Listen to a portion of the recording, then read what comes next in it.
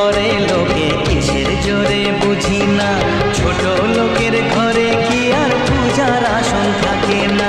জাত ভেদা ভেদ ভোল বন্ধু বুকে তোর, বন্ধু মানে আপন জন, বন্ধুই আসল। ও